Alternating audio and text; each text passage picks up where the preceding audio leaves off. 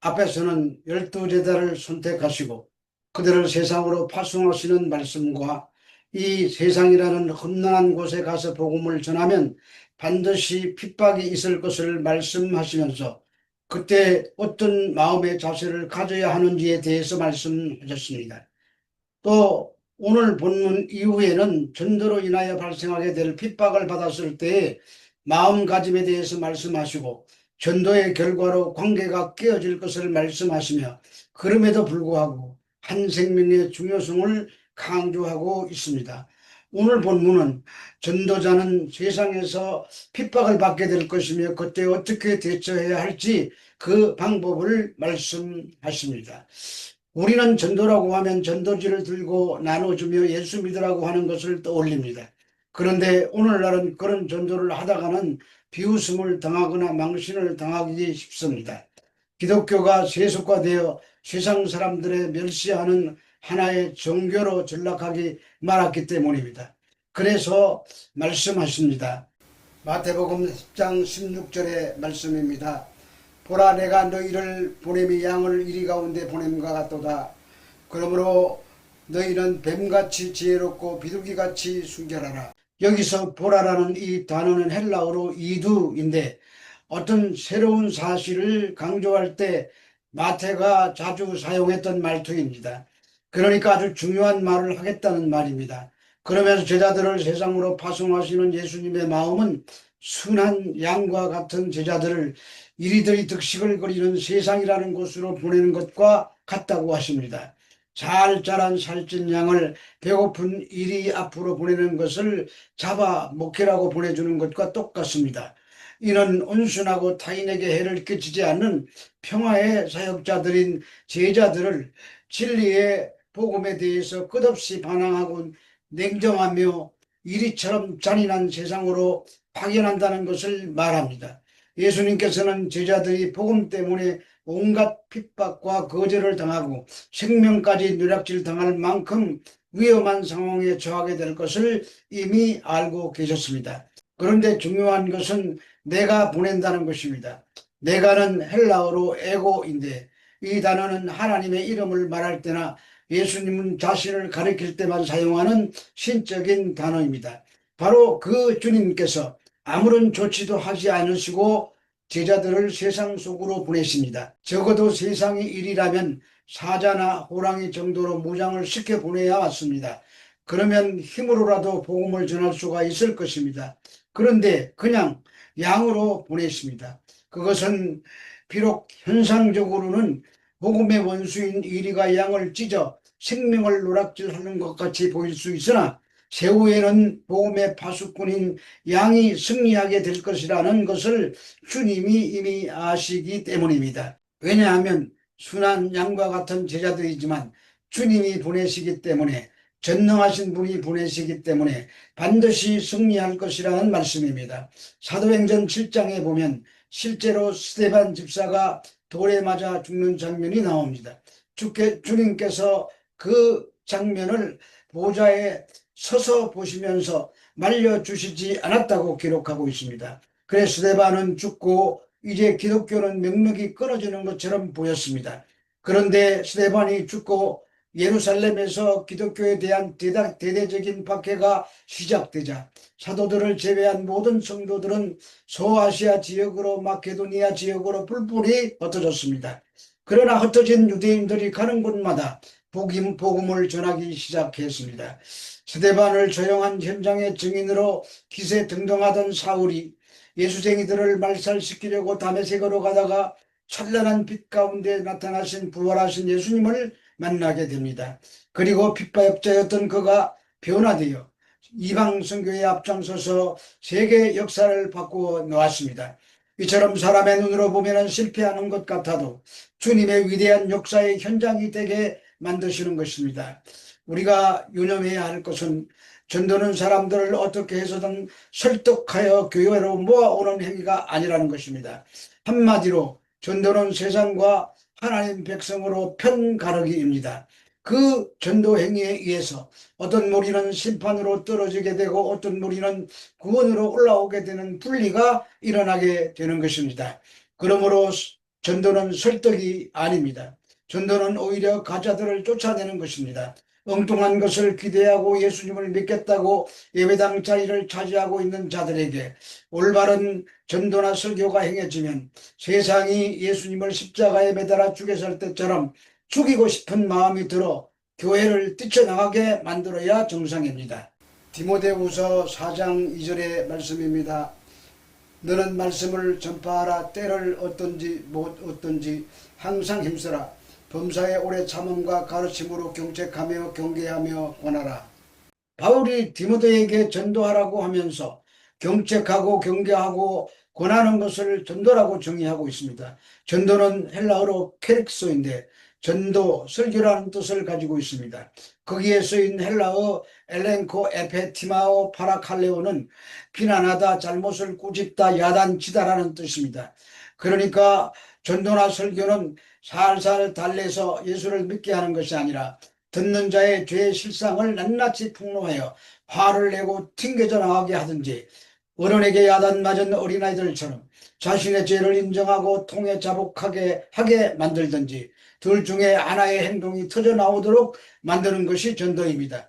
이처럼 전도는 사람들을 관건하여 모으는 행위가 아니라 오히려 가짜들을 갈라내기 위해서 양처럼 연약하고 초라한 모습으로, 인간적인 가치로 보면 복받은 자의 모습이 아닌 이리의 먹이에 불과한 양으로 세상에 보내지게 되는 것입니다. 그래서 전도자는 이사야처럼 세상에 속한 자들의 눈과 귀를 막아버리는 것이 전도자의 바른 전도 행위인 것입니다. 뿐만 아니라 주님은 제자들이 그나마 가지고 있는 세상적인 힘들을 다 빼앗아 버리십니다. 그것이 금, 원, 동 등 돈을 빼앗으시고 주머니나 두버롯이나 신이나 지팡이까지 다 빼앗아 버리시는 것입니다. 그런 것들이 없어도 내가 책임져 줄 테니 그런 것 외에 너를 증명하고 자랑할 만한 모든 것은 다 내두고 가라는 것입니다. 마태복음 10장 17절에서 18절의 말씀입니다. 사람들을 삼가하라. 저희가 너희를 공회에 넘겨주겠고 저희 회당에서 채찍질하리라. 또 너희가 나로 말미암아 종족들과 임금들 앞에 끌려가리니 이는 그들과 이방인들에게 증거가 되려 하려 하심이니라. 공회에 넘겨지고 회당에 채찍질 당하며 종족들과 임금들 앞으로 끌려가는 것이 전도자의 삶입니다. 21절 이하에 보면 가족들에게까지 버림을 받는다고 합니다. 전도 그 자체가 목적이라면 하나님께서 이런 것들을 막아주셔야 맞습니다. 그런데 23절에 보면은 그냥 다른 동네로 피하라고 하십니다. 다른 동네로 가도 핍박은 계속됩니다. 심지어 이들 앞에 먹잇감으로 던져진 양으로 보내지는 제자들에게 뱀처럼 지혜로워야 한다고 하십니다. 이 말은 신중하고 분별력이 있어야 한다는 내용의 고대 근동 지역의 속담입니다. 예수님께서 제자들을 향해 뱀과 같이 지혜로울 것을 당부하신 것은 신중한 분별력으로 위험에 처했을 때 지혜롭게 벗어나라는 말씀입니다. 실제로 바울의 선교 사역을 보면 이리저리 쫓기다니며 복음을 전했습니다. 그리고 바울이 머물렀던 곳에 교회가 생겨납니다. 그는 일평생 쫓겼던 삶을 살았지만 하나님은 그곳에 교회가 세워지게 하셨습니다. 그것이 하나님의 선교, 미셔 다이입니다. 그리고 비둘기처럼 순결하라고 하십니다. 순결하라는 말은 헬라어로 아켈라오인데 부정적두 아와 석다는 뜻의 케란니미가 합성어로 부패한 것이 혼합되지 않는 순수한 상태를 말합니다. 그래서 비둘기의 순진함과 뱀의 지혜로움이 조화를 이루며 복음을 전해야 한다는 말입니다. 그러므로 뱀 같은 지혜로 핍박을 피하고 비둘기 같은 순결로서 핍박을 감내해야 하는 것입니다. 노아의 홍수가 끝나갈 무렵 물이 얼마나 감했는지 알아보려고 노아가 첫 번째로 날려보낸 것이 까마귀입니다. 그런데 까마귀는 돌아오지 않고 물이 마를 때까지 물 위를 날아다녔다고 했습니다. 그래서 이번에는 비둘기를 날려보냅니다. 비둘기는 발붙일 것이 없어서 다시 돌아왔습니다. 두 번째는 금방 딴 올리브 잎을 물고 왔습니다. 세 번째는 돌아오지 않았습니다.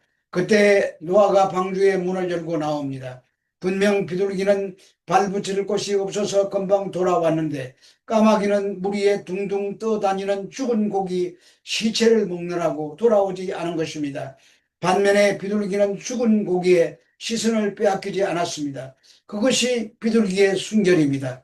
성도가 이 세상에 파송될 때 수많은 죽은 먹잇감들이 세상이라는 바다 위에 둥둥 떠다닙니다. 그것이 돈, 명예, 인기, 권세, 부귀영화와 같은 것들입니다. 그때 그것을 날름 집어먹어서는 안 됩니다. 만약 선택받은 자들이 죽은 고기의 마음을 빼앗기게 되면 주님께서 그를 묵사발로 만드실 것입니다. 그래서 성도의 삶은 고달픈 것입니다. 마태복음 10장 19절에서 20절 말씀입니다. 너희를 넘겨줄 때 어떻게 또는 무엇을 말할까 염려치 말라. 그때 무슨 말을 할 것을 주시리니 말하는 이는 너희가 아니라 너희 속에 말씀하시는 자 곧 너희 아버지의 성령이시니라. 연약한 인간은 궁기에 몰리게 되면 자신이 할 말을 다 못합니다. 그러나 성도는 반드시 성령에 의해서 할 말이 생각나게 될 것이라는 말입니다. 근심과 걱정 그리고 염려와 불안 등은 모두 하나님을 온전히 믿지 않는 데서 나오는 불신앙입니다. 그것은 하나님을 의지하지 않고 자신의 힘으로 위기를 넘기려고 할 때 나타나는 심리적인 현상입니다. 따라서 미리 변명거리를 준비하는 근심 어린 마음은 주님에 대한 불신일 수도 있고 그리스도인의 순수성에 위선과 허위의 탈을 덧씌우는 위험성을 낳게 만듭니다. 그러므로 답변에 대한 염려를 하지 않는 것은 곧 성령께서 역사하실 기회를 제공해 드리는 것임과 동시에 본인으로서는 오직 하나님만 신뢰하겠다는 신앙 고백이 되는 것입니다. 그러므로 전도는 세상을 설득하여 사람을 예배당으로 끌어모으는 것이 아닙니다. 오히려 세상과 성도를 구분하는 편가르기인 것입니다. 절대 인간의 노력과 열심으로 하나님의 일을 돕지 못합니다. 성도는 연약한 모습으로 세상에 알아들을 수 없는 저주의 독설 같은 복음을 전파하며 숨어있는 악당들을 고발하고 택한 자들을 불러 모으는 미끼가 되는 것입니다. 그것이 전도입니다.